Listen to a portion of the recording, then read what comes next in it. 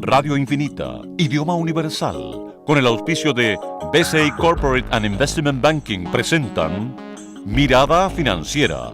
La periodista Paulina Yarur analiza los principales hechos que mueven a los mercados financieros de Chile y el mundo. ¿Cómo están? Bienvenidos, 2 de la tarde con 3 minutos y comenzamos una nueva mirada financiera aquí en Radio Infinita. Hoy me acompaña Sergio Lehmann, economista jefe de BCI, con quien vamos a dar una mirada sobre lo que está pasando en nuestro país y también en el resto del mundo. ¿Cómo estás, Sergio? Bienvenido. Muchas gracias, muy bien, muchas gracias. Habíamos estado juntos transmitiendo desde el banco, desde la mesa de dinero, pero ahora estás en nuestra casa. Aquí se transmite, aquí es la radio y aquí están todos los operadores que antes no veías. Así es. Muy interesante el mundo por acá. Es fascinante. La verdad que la radio es lo mejor, lo debo decir. Y toda la gente que hace radio opina exactamente lo mismo. De acuerdo. Vamos a las cifras, ¿te parece? Muy bien. Partimos con las bolsas de Asia, donde hay resultados dispares, porque mientras el Nikkei bajó un 1,39%, el Hang Seng de Hong Kong también desciende un 0,13%, la bolsa de Shanghái sube un 0,24%. En Europa, las bolsas bajaron el día de hoy un 1,37%, el FTSE 100 de Londres, K40 de París también un 0,29%, el DAX alemán un 0,18%, el IBEX 35 un 0,10%. ¿Qué pasa en Europa? Lo vamos a estar comentando. El Dow Jones en Estados Unidos está bajando hasta ahora un 0,05, el Standard & Poor's un 0,12 y Nasdaq también un 0,31, todos a la baja. La verdad que está prácticamente rojo el mundo, ¿eh? En Santiago el IPSA está bajando hasta ahora un 0,87% y el IXPA también desciende un 0,76%. Nueva alza en el precio del cobre, un 1,56%, $2.82 la libra. Fíjate, anotó su mayor precio en 2 meses y medio, desde el 8 de enero pasado. Una buena noticia para nuestro país. ¿Y qué pasó con el dólar? Sigue bajando. Un retroceso de un 1,8 pesos con respecto al cierre de ayer, un 6,21,6 comprador y 6,21,9 vendedor. ¿Por dónde partimos, Sergio? Si quieres podemos partir por lo que está golpeando a nuestro país a propósito del desastre en el norte. Exactamente, hemos escuchado las noticias, hemos visto en extenso, todos los canales están transmitiendo, también nuestros compañeros del programa anterior de Mundo Infinita hablaban sobre cómo se ha decretado estado de excepción, la catástrofe, la verdad, humana, económica que se está viviendo en el norte del país. Le aprovechamos de mandar un saludo, nuestra radio se escucha en esa zona, a todas las personas que no lo están pasando bien. Vamos a analizar un poco, la verdad que de una manera económica lo que está pasando, porque hay problemas, ¿no es cierto?, con Codelco, que se vio obligada a tener la extracción de mineral de 5 yacimientos. También hemos visto cómo el comercio ha cerrado sus puertas de una manera muy importante, también la agricultura, y bueno, y para qué decirlo, los servicios, ¿no es cierto?, ligados a las personas. Sí, bueno, muy lamentable ciertamente, digamos, lo que estamos viendo hoy día en el norte, por las pérdidas humanas, por los daños materiales, por los impactos económicos que esto produce. Efectivamente, el hecho que haya algunos yacimientos que cierren tiene un impacto en términos de el precio del cobre. Parte probablemente del aumento que estamos viendo hoy día tiene que ver con eso. Es decir, hay un elemento asociado, digamos, a producción minera que tiene un efecto en términos de cotización del precio del cobre. Hay impactos importantes en infraestructura y por lo tanto también desde el punto de vista económico vamos a ver algún retroceso en la actividad por el cierre del comercio, por el cierre, digamos, de alguna actividad en la zona norte del país. Fíjate que aquí sumo a tu análisis, el 85% del comercio en Antofagasta y Copiapó se encuentra cerrado por temporal. Efectivamente, yo creo que es bien lamentable, como decía, no solamente por los temas materiales, mucho más probablemente desde el punto de vista humano y de la gente que está sufriendo las consecuencias de este temporal. En términos generales uno podría decir que gran parte de los efectos económicos que uno ve son más bien transitorios, es decir, en la medida que vaya la ayuda, vayan los recursos para recuperar la infraestructura en la zona norte, vamos a ir viendo gradualmente una recuperación en la actividad, pero lo ha resentido, digamos, esas regiones en el corto plazo, y en el mediano o largo plazo eso va a tender, digamos, a diluirse. Es decir, al final, mirando como país, el efecto económico va a ser más bien marginal, pero sí hay un efecto puntual y mucho más importante en las regiones en particular que están viendo muy golpeadas por el temporal. El hecho que se recupere posteriormente parte de la infraestructura que está dañada también tiene un impulso desde el punto de vista fiscal que ayuda también a recuperar parte de la actividad.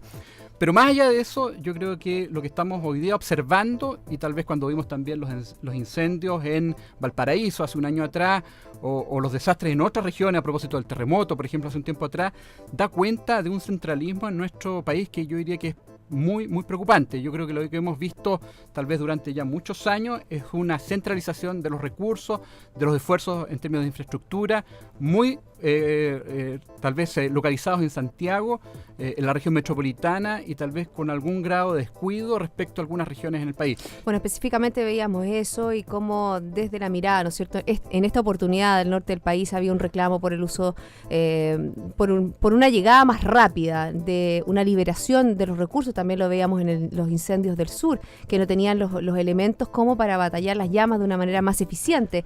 Es cierto lo que tú dices, es un problema global que se ha tratado cuando se habla de la regionalización, de dar mayor preponderancia a las regiones que la verdad que aportan mucho al producto de nuestro país. Por ejemplo, la región de Antofagasta es una de las que más aporta al PIB de nuestro país. También en la zona sur tenemos una industria forestal muy importante, entonces no es que solo Santiago aporte, sino que obviamente que, como dices tú, hay una inquietud en las zonas que aparece cuando hay desastres como este. Pero debiera ser debería generar un efecto país totalmente distinto. Poner, ¿no es cierto?, a las autoridades de una vez por todas a realizar lo que significa una descentralización del país. Estoy de acuerdo. Yo creo que es muy válida la inquietud que surge en las regiones, tal vez muy centrado, digamos, en estos episodios en particular, pero de regionalización en Chile prácticamente no hemos visto nada. La discusión se ha centrado muchas veces en la distribución del ingreso, que es cierto, es muy mala, digamos, muy dispar, es uno de los graves problemas que tiene nuestra economía, y para llegar a ser un país desarrollado es necesario avanzar por ese lado.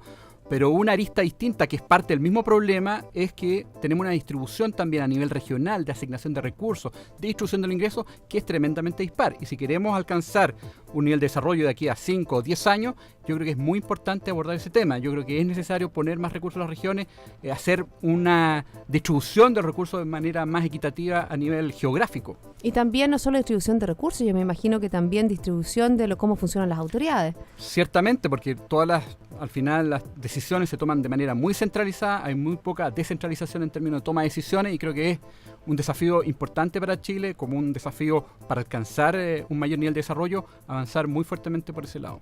Yo me imagino que hay políticas tendientes a eso y hay ejemplos en otras partes del mundo. Ciertamente, digamos, no cabe duda de que hay países que han logrado avanzar muy exitosamente por ese lado. Yo creo que es necesario tomar esas buenas ideas y finalmente tomar riendas, digamos, en este tema y avanzar con decisión, que no sea un nuevo desastre, digamos, el que nos pegue, digamos, una cachetada, digamos, un golpe, y nos tomemos nuevamente como meta avanzar en la regionalización, que creo que es un tema pendiente en nuestro país. Bueno, un tema que surge, ¿no es cierto?, como un desastre natural en este minuto, pero que se torna como un elemento a pensar en cuando se habla, ¿no es cierto?, un mejoramiento de lo que es la estructura de nuestro país. Tenemos otros temas también en el día de hoy. En cuanto a nacional, tenemos ya cambio de autoridades. Por ejemplo, es electo el nuevo presidente de la Cámara de la Cámara de la Producción y el Comercio. Estamos hablando de Alberto Salas, que es reelecto con 68 votos a favor de los posibles, o sea, solamente 2 votos que no fueron para él, para el timonel de la Sociedad Nacional de Minería, y que dice que sin duda reconoce que es un gran honor y que va a trabajar por, obviamente, que para lograr, ¿no es cierto?, una relación más estrecha y de colaboración entre, ¿no es cierto?, lo que son las autoridades en todas las áreas.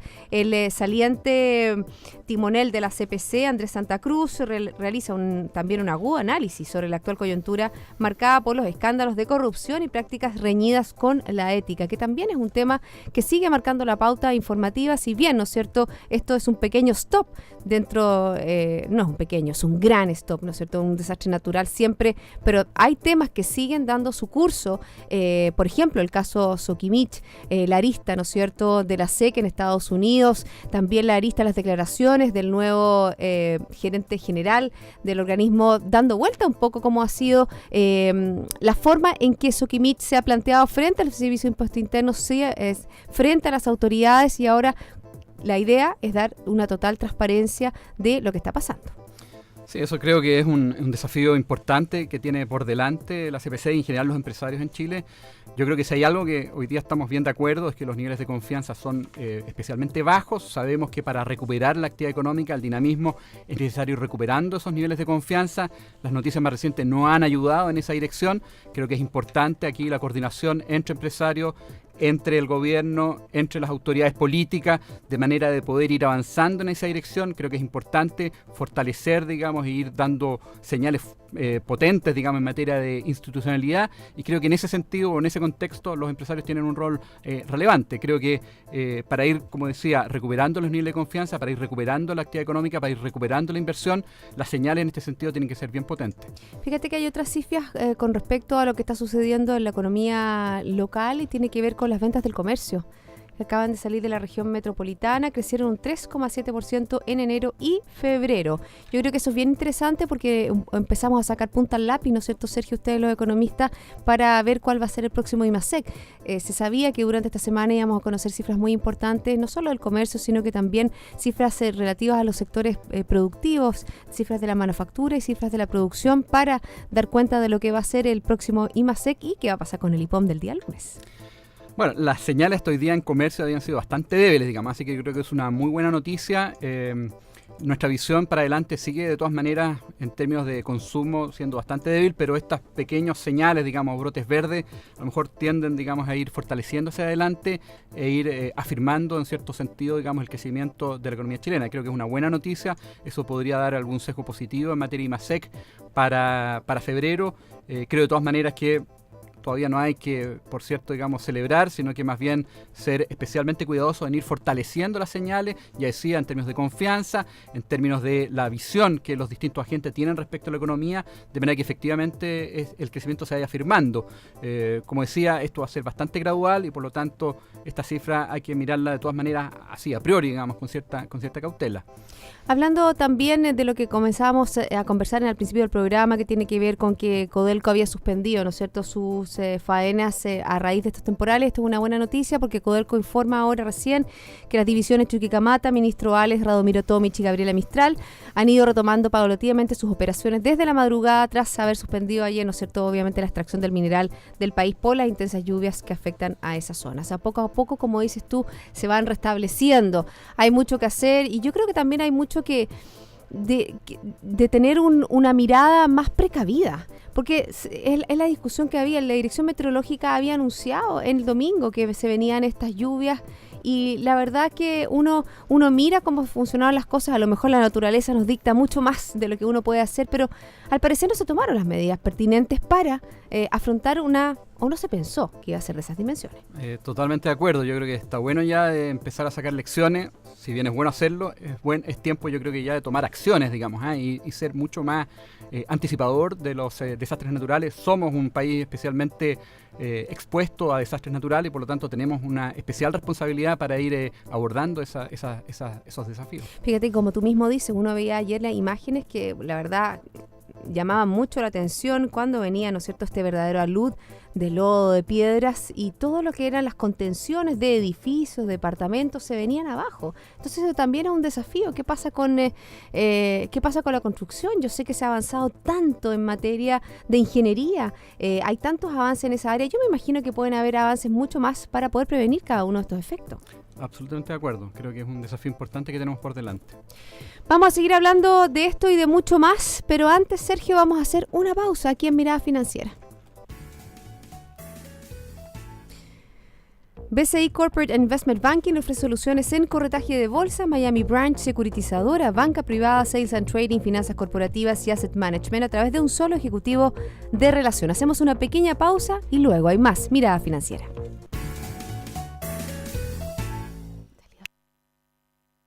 BCI Corporate and Investment Banking, un socio estratégico con un modelo de atención integral único y un banquero de relación que le entregará las mejores soluciones ante desafíos complejos, avalado por un banco con más de 75 años de experiencia en el mercado. BCI Corporate and Investment Banking. Sentémonos a conversar.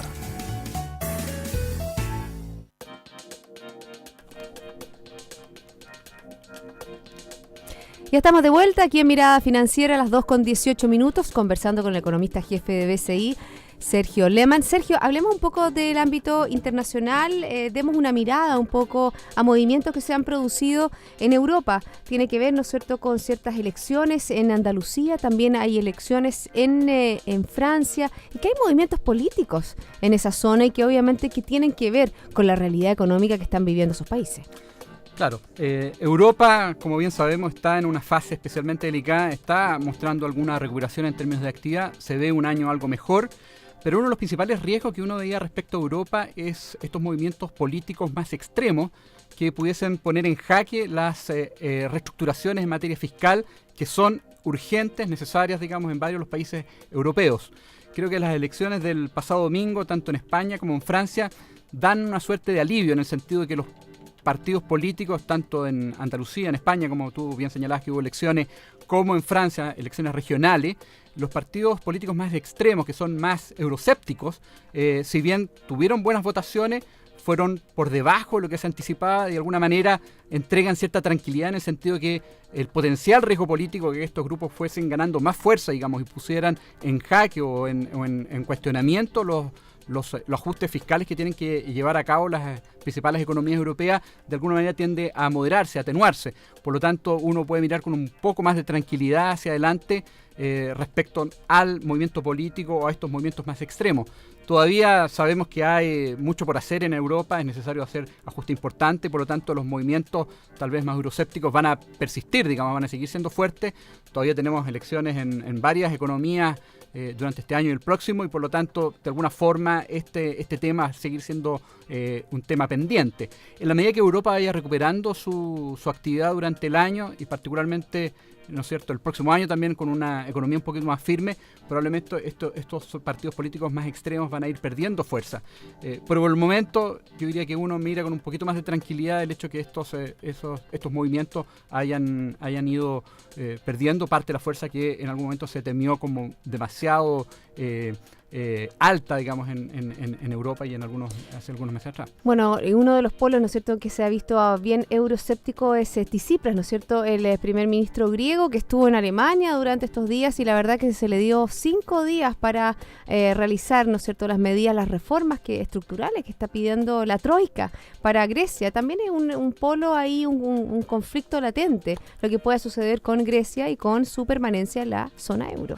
Ciertamente, yo creo que los griegos tienen que actuar con seriedad en esta coyuntura, tienen que plantear o presentar un programa serio de ajuste y de pagos, digamos, en relación a todos sus compromisos financieros.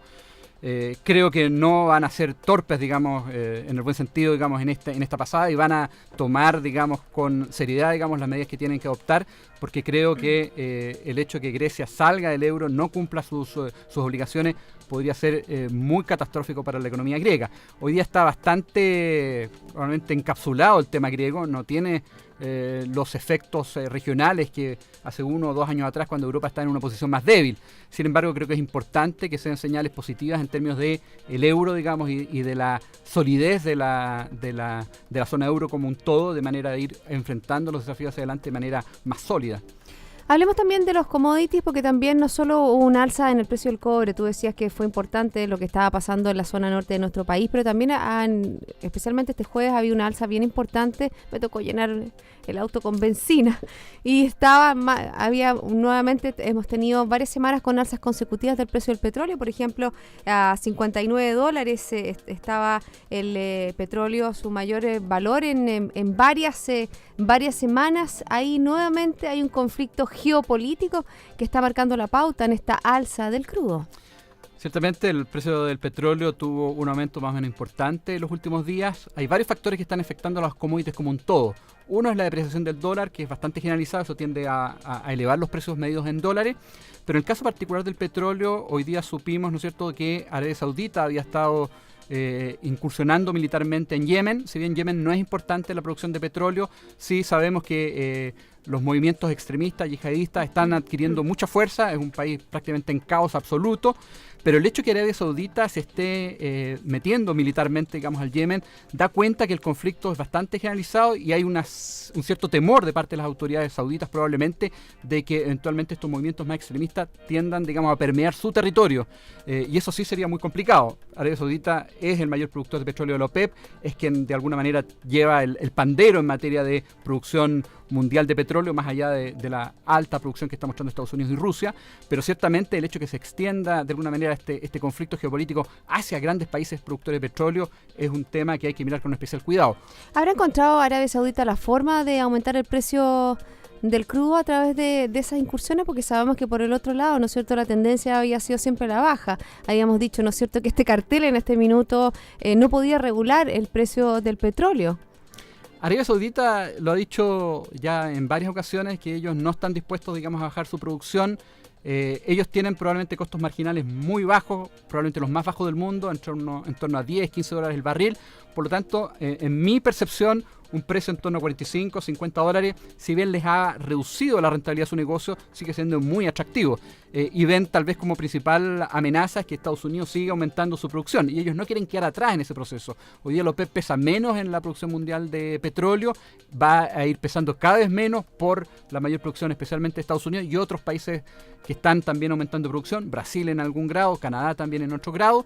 Creo que más bien responde a una preocupación política en términos de que eventualmente estos movimientos extremistas lleguen a Arabia Saudita y puedan eventualmente desestabilizar su gobierno. Yo creo que esa es la principal preocupación que hoy día tiene Arabia Saudita y es, creo yo, digamos, el elemento que los ha llevado a finalmente incursionar militarmente en Yemen. Y viste, bueno, hablando de otros temas, tú tocaste a Brasil y está lloviendo sobre mojado a Brasil, porque la verdad que estaba viendo alguna información que tiene que ver que la policía brasileña destapa nuevo caso de desfalco millonario por 1.780 millones de dólares en órgano estatal. ¿Tú puedes imaginar lo que significa el desorden que se esté destapando estos casos? Ya no solo Petrobras, ¿no es cierto?, que está tocando muy fuerte a la presidenta Dilma Rousseff, pero ahí estamos sabiendo de otros casos que muestran, ¿no es cierto?, que no hay control. Yo creo que eso demuestra que la corrupción está muy instalada en algunas instituciones públicas brasileñas. Creo que es una mala noticia justamente observar eso. Creo que la situación brasileña es muy compleja. Esto tiene aristas políticas, pero que tienen impactos económicos. Tenemos la tasa de desempleo que subió más de lo esperado, aumentando así obviamente que los temores de una recesión y las presiones del gobierno. Estamos hablando de una tasa de desempleo que se ubicó en 5,9% durante el trimestre móvil terminado en febrero. Efectivamente, yo creo que Brasil está en recesión, la tasa de desempleo ha venido subiendo muy rápido, había estado en niveles bajos durante mucho tiempo a pesar del bajo crecimiento, ha subido muy rápido de 5,3 a 5,9 en un par de meses.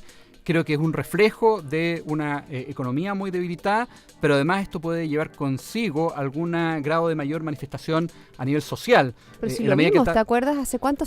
La semana pasada fue, el domingo pasado o antepasado, esta multitudinaria protesta en contra de la presidenta Dilma Rousseff, que hablaban de Dilma fuera. Esa era la consigna de esta protesta. Yo creo que esos movimientos sociales van a ir incrementándose porque a la medida que a la gente le empiece a doler el bolsillo, con la tasa de desempleo es un reflejo de eso. Creo que eso se va a ir acrecentando y va a ir colocando a Brasil cada vez en una situación algo más compleja. Nosotros creemos que la recesión se va a sostener durante todo el año, la inflación además va subiendo, eso también pega a los bolsillos.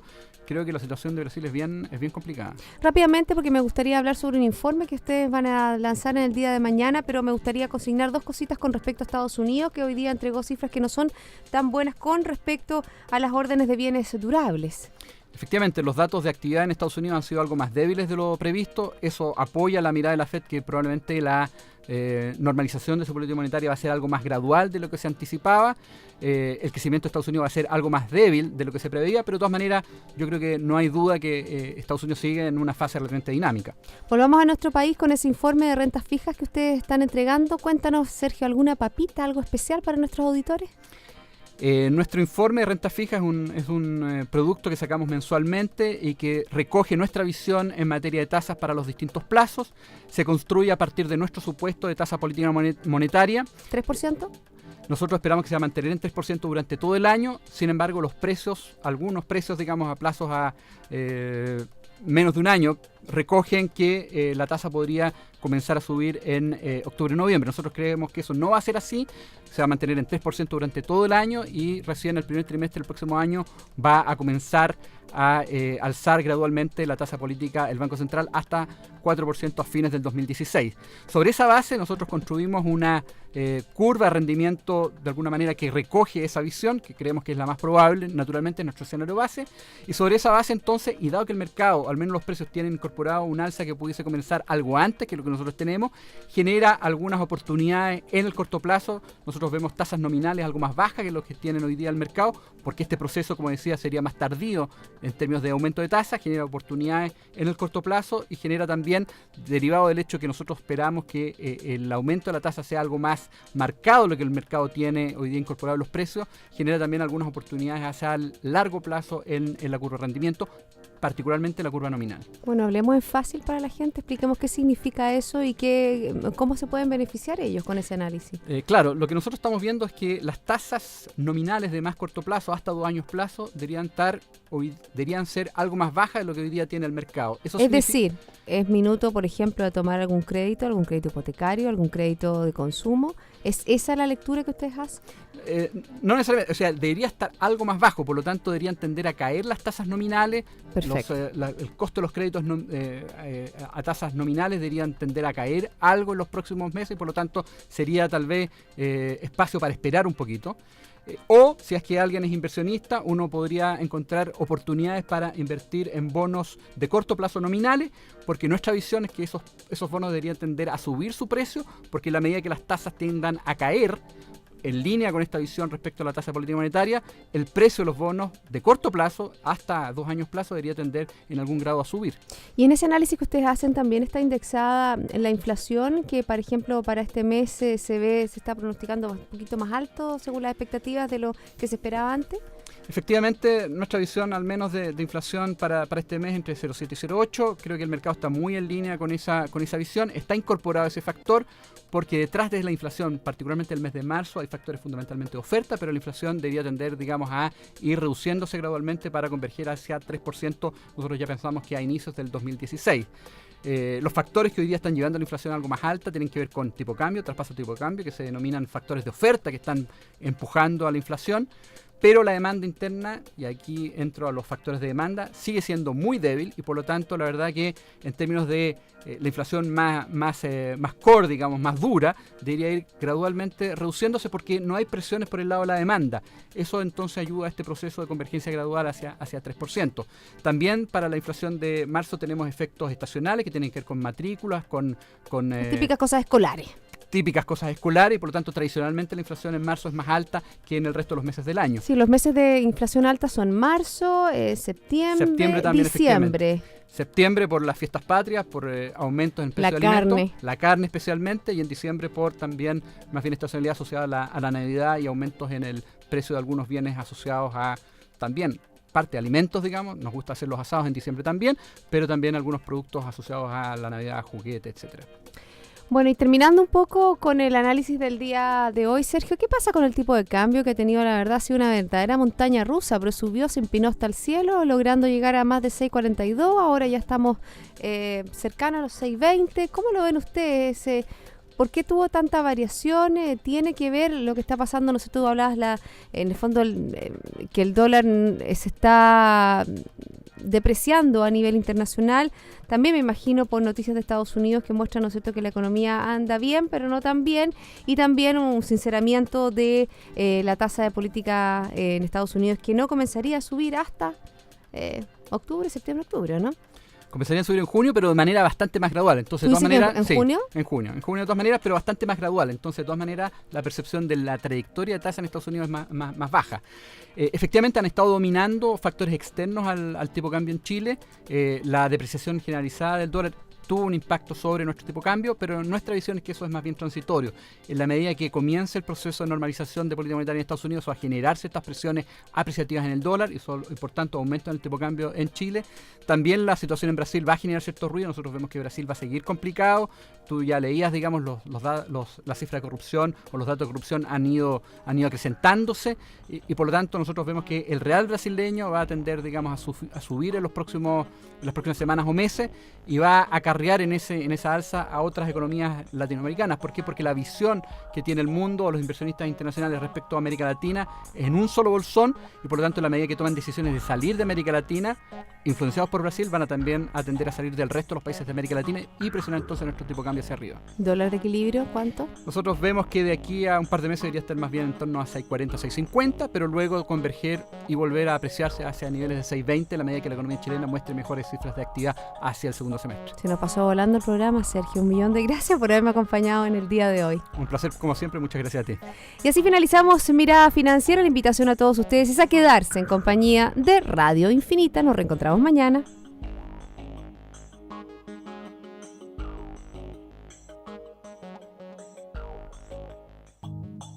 Radio Infinita, idioma universal, con el auspicio de BCI Corporate and Investment Banking presentaron Mirada Financiera, el análisis de los principales